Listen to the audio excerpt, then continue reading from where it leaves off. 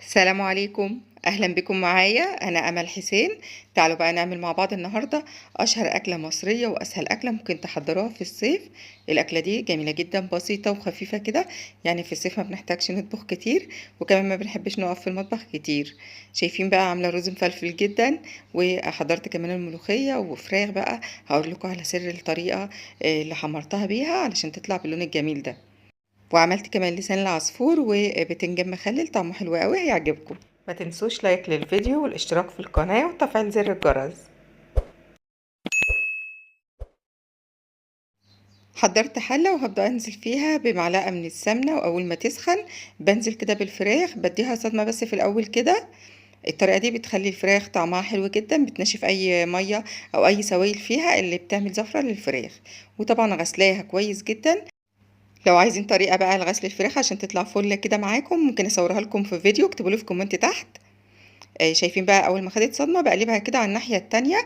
الطريقه دي حلوه قوي، كمان بتطلع الفراخ كده طعمها حلو ولذيذه معاكم. شايفين بقى انا هنا استخدمت بصله وحبايه من الطماطم وواحده من الجزر، قطعتها كده. وببدا اضيف الميه المغليه. هضيف بقى الميه المغليه لحد ما تغطي الفراخ كويس كده، وبسيبها بقى تغلي. خلوا بالكم لازم تسيبوها تغلي قبل ما تحطوا التوابل. بعد اول غلوة بتطلع كده اي ريم او اي زفرة كده فوق على الوش. وهنطلع بقى الشوائب دي هناخدها نرميها. انا بطلعها في طبق كده وبتخلص منها. ببدأ بالمعلقة كده او بالكبشة، ببدأ اشيلها كده بالطريقة دي. متخلوش بقى اي حاجة خالص، لان هي دي اللي بتخلي بقى الشوربة صافية وما فيهاش اي شوائب. لازم تشيلوا الحاجات دي منها. هنحط بقى ورق لورا وحبهان وفلفل مجروش، نص معلقه صغيره بس كده عشان ما تغمقش الشوربه. الحبهان لازم تفتحوه، يعني بضغط عليه كده عشان يتفتح. انا ضفت كمان الملح مع الفراخ، يعني بملح الفراخ من الاول كده. الفراخ غير اللحمه، يعني اللحمه مش بنملحها غير بعد التسويه، الفراخ عادي خالص بنحط الملح من الاول. 10 دقايق بقى نار عاليه، وبعد كده بخلي النار متوسطه لمده نص ساعه وبغطيها. تعالوا بقى نحضر البتنجان على ما الفراخ تستوي. انا جبت البتنجان وشلت منه الاقماع بتاعته وغسلته وصفيته من الميه. وبعد كده بقى هبدا بالفرشه او بالزياده كده، هبدا ادهنه زيت. انا بدهنه تقريبا معلقه كبيره بس من الزيت. انا هعمله بقى في الاير فراير، وتقدروا تقلوه في المقلايه بزيت بقى. لو مش حابين تعملوه في الاير فراير او ما عندكوش. انا بدهنه بس كده وبحطه في الاير فراير، وبياخد ربع ساعه تقريبا. الكيلو البتنجان بياخد ربع ساعه تسويه. وطبعا في نص الوقت بقلبه تقليبه كده. وبعد ما بيستوي طبعا بنملحه. تعالوا بقى نجهز الدقه اللي هنملح بقى البتنجان. انا عندي واحده من الطماطم مبشوره، يعني معلقتين تقريبا كده من الطماطم المبشوره. وهستخدم كمان معلقتين من الجزر المبشور. عندي بقى كمان هرسة الشطه اللي حضرتها معاكم قبل كده، هستخدم معلقه كبيره. وحوالي نص معلقه كبيره كده من الثوم المفروم. هضيف بقى ملح، معلقه من الملح. ورشه من الكمون نص معلقه كده. ونص معلقه من الكزبره. هعصر بقى ليمونتين كبار. كيلو البتنجان انا بعصر له ليمونتين كبار. وهضيف معلقه كبيره كده من الخل. عايزه اقول لكم دي افضل دقه بتنجان ممكن تجربوها، طعمها حلو قوي. ممكن تحضروه بقى وتحطوه في علبه في التلاجة، بيقعد معاكم 3 ايام في التلاجة. هنسيبها على جنب على ما البتنجان يستوي. تعالوا بقى نجيب حله كده ونحط فيها معلقه من السمنه. وهننزل بنص كوبايه كده من لسان العصفور. هحمر بقى لسان العصفور على نار هاديه. بحمره كده لحد ما ياخد لون جولد جميل بالطريقه دي. خلي بالكم اللون لو فتح قوي لسان العصفور بعد كده بيزيد وبينفش ومش بيكون له طعم. ضفت حبايه طماطم مبشوره ونص واحده من الجزر كده. وهضيف بقى الفلفل، انا ضفت حوالي نص معلقه صغيره فلفل. ونص معلقه من الماجي البودر، ودي اختياري. هقلب بقى كده كويس، وبعد كده برجعه على النار. هضيف الشوربة واحطها على النار لمدة 10 دقايق. لسان العصفور بيغلي لمدة 10 دقايق بس، وتطفي النار عليه. وهو بيكمل تسوية بعد كده في البخار، يعني بتغطوا الحلة وتسيبوها. هي بتكمل تسوية في خلال ربع ساعة بتكون استوت. انا عندي هنا البتنجان بقى، شايفين بعد ما استوى ابيض، قلبه ابيض كده وجميل وطري جدا. عايزه اقول لكم بيبقى زي الزبده، انا بعمله في الاير فراير على طول. بيبقى طري كده وجميل وزي الزبده بالشكل ده. وكمان صحي بقى لان ما قليناش في زيت غزير. يعني بمعلقه واحده بس كده من الزيت. حضرت بقى البتنجان، وباقي كميه البتنجان انا هملحها واحطها في علبه في التلاجة. شايفين احلى طبق بتنجان ممكن تقدموه جنب الوجبه. فراخ استوت طلعتها كده وصفيتها كويس.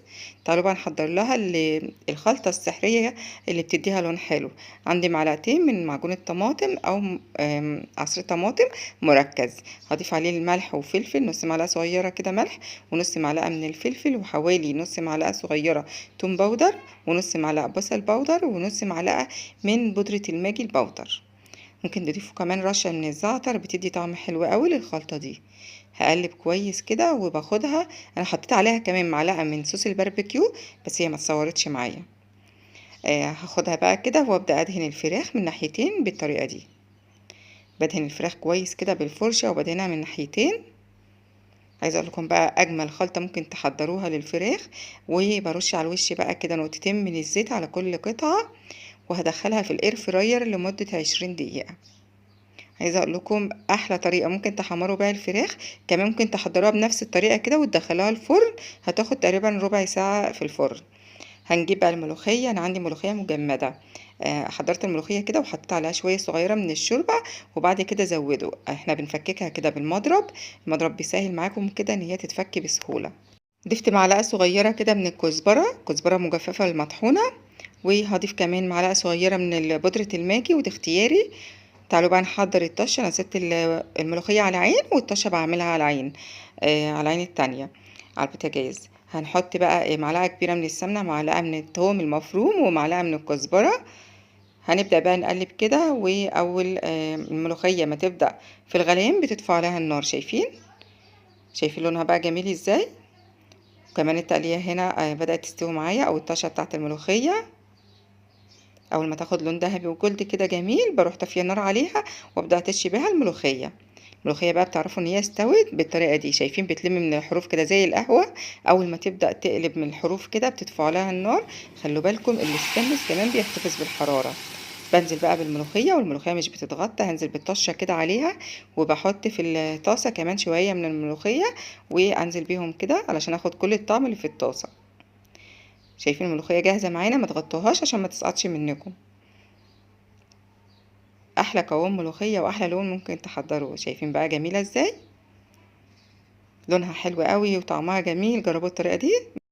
تعالوا بقى نحضر الرز. عايزه اقول لكم الوجبه كلها ما بتاخدش ساعه تحضير. معلقه كبيره من السمنه، ممكن تستخدموا سمنه وزيت. وهضيف بقى الشعريه، وانا عندي الشعريه بكون محمصاها وحطاها في علبه كده، يعني بحمصها في الميكروويف. لو عايزين الطريقه ممكن بقى اعمل لكم طريقه تحمير المكرونه والشعريه ولسان العصفور في الميكروويف، وبيطلعها كده على الاستخدام. بتسهل عليا بقى وقت التحمير علشان ما اقفش كتير في المطبخ، خصوصا في الصيف والحر. وبحط كوبايه من الشعريه، وعليها 2 كوبايه من الرز، معلقه من الملح، وبزود الميه المغليه. ومقدار الميه للرز، ارتفاع الميه بيكون اعلى من الرز بعقله صباع واحده. وخلوا بالكم ممكن تقلبوا بقى، وبعد كده في انواع رز بتحتاج ميه تاني ممكن تزودوا بعد كده. بغطيه. الرز بيستوي 10 دقايق على نار عاليه، 20 دقيقه على نار هاديه. الفراخ بقى استوت. شايفين بقى لونها جميل ازاي. عايزه اقول لكم بقى الكهرباء قطعت في الوقت ده، وانا كنت مصممه اكمل لكم الفيديو. هنا بقى الفراخ هنا بعد ما قدمتها في الطبق، والملوخيه كمان بدات انزل بالملوخيه كده. قدمتها في الطواجن دي بتكون شكلها حلو. ولسان العصفور انا حطيت في المجات دي. عايزه اقول لكم بقى الوجبه جميله وخفيفه وسهله جدا. قدمت كمان البتنجان المخلل اللي عملناه مع بعض. والرز بقى عايزه اقول لكم طريقه الرز حلوه جدا ومفلفل وجميل. شايفين بقى الرز انا قلبته كده، وهقدم بقى مع الفراخ. من اخف الوجبات اللي بنحب نحضرها دايما في الصيف. عايزه اقول لكم كل اسبوع تقريبا لازم نعمل الوجبه دي. عندي هنا بقى لسان العصفور. شايفين قد ايه بقى جميل. الطريقه اللي قلت لكم عليها دي حلوه قوي، ما بيطلعش مستوي قوي، هو بيطلع مستوي وفي نفس الوقت متماسك كده. والرز بقى شايفين الرز قد ايه مفلفل كده وحلو. رز جميل جدا. احلى اكله بقى واشهر اكله في مصر هي رز مع الملوخيه دي. طريقه الملوخيه كمان حلوه وطعمها حلو. لو عجبكم الفيديو اكتبوا لي رايكم تحت في كومنت. ما تنسوش لايك للفيديو والاشتراك في القناة وتفعيل زر الجرس.